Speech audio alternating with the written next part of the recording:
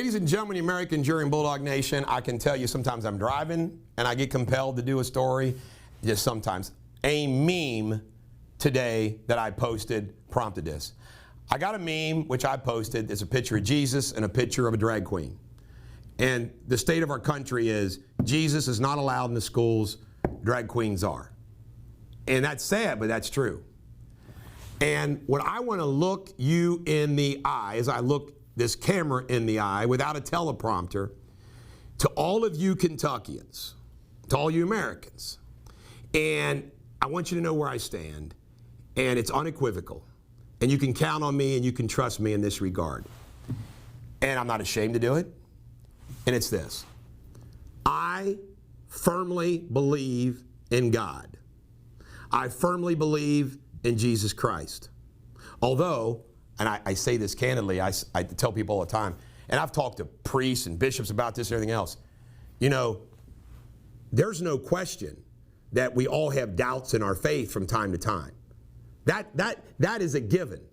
But I want you to know that I am a Christian, baptized Catholic. I consider myself still a Catholic, even though I don't go to Mass every week, but I'm definitely a Christian.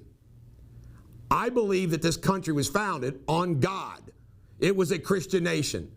One of my favorite words, and I use it all the time, is divine providence. It was one of the founding fathers' favorite phrases. I believe that divine providence exists. I believe in faith. I believe in church. I'm somebody who doesn't go to church every week that admires all of you that do go to church every week. Why? Because I say this all the time. You know who makes great citizens? People who pay attention to the news, people who go to church, and people who work. Solid citizens. By the way, I don't go to church not because I don't believe and I'm lazy and all that stuff. I don't go to church because my whole mental makeup and everything, I just get too antsy and I just have my own personal relationship with God, and church just isn't for me. That's not an excuse, it just isn't. I've tried over and over and over again. But I want you to know, all you Christians, all you people with faith, I got your back. I will support you. I'm pro-life, had the same position as President Trump, who got rid of Roe v. Wade. Andy Beshear believes in, full-term abortions, dismemberment. Sicko.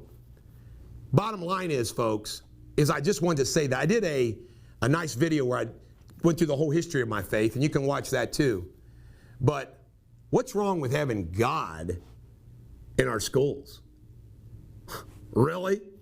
Okay, if you want to say, well, the Christian faith shouldn't be really baloney, because I'm okay with Jesus being in schools. But you know what? Wait a minute, isn't Allah God? God is universal, right? Right? It's universal. I don't think anybody's ever advocated that. If we're not going to choose a religion, can we all choose God? They'll think God's who God is. Wouldn't hurt with it. I mean, just think about that. The decadence of our society. I talked to my massage therapist. We had some great conversations yesterday, and we got into this really, really, really deep. And I said, man, y'all got some ideas for a show. And one of those ideas is that where in our country, I've always said all of our politicians at one time were honorable. I joked, I said, you're always going to have sex scandals from the beginning of time till now. Sex scandals are always going to exist, right? It's sex. It's just the way it is. But even with like sex scandals, and there's always going to be some type of scandal. There's always going to be the outlier.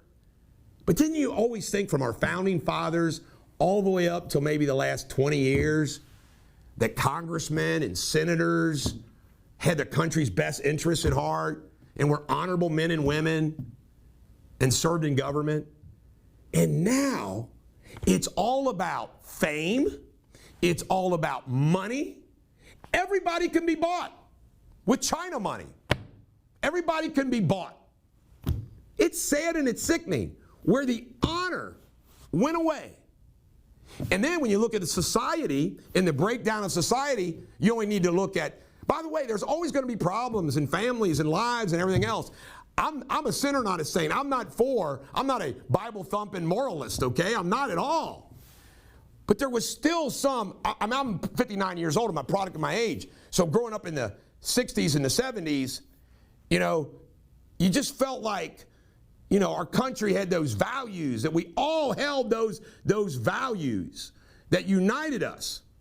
And now half the country doesn't have those values. And I would say, what's wrong with those values that we had? What is wrong with those values that we had? What made this country great? It's so sad. And it's like the gangsters and the secularists and just have taken over pop culture, and how pop culture then influences everything else. And then the news media, you know, throws in with them. They hate the country. Hillary Clinton, Biden, you don't see American flags when Hillary ran. You don't see flags. You don't see USA chants. And then when Trump's people do that, they're mocked. And if you're white, you are a white supremacist. Bullshit. I am proud of my European, German, Scot-Irish, Viking heritage.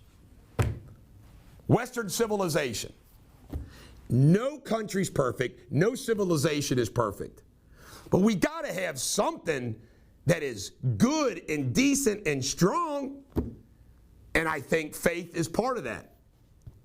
So I just want all of you believers, all you people out there in Kentucky saying, well, what's the Bulldog about? And I'm not a phony. Okay? You're not going to see me hold my wife's hand and fake going to church on a Sunday morning. Politicians make me sick. This is the Bulldog. Every dog has their day. Have a great day.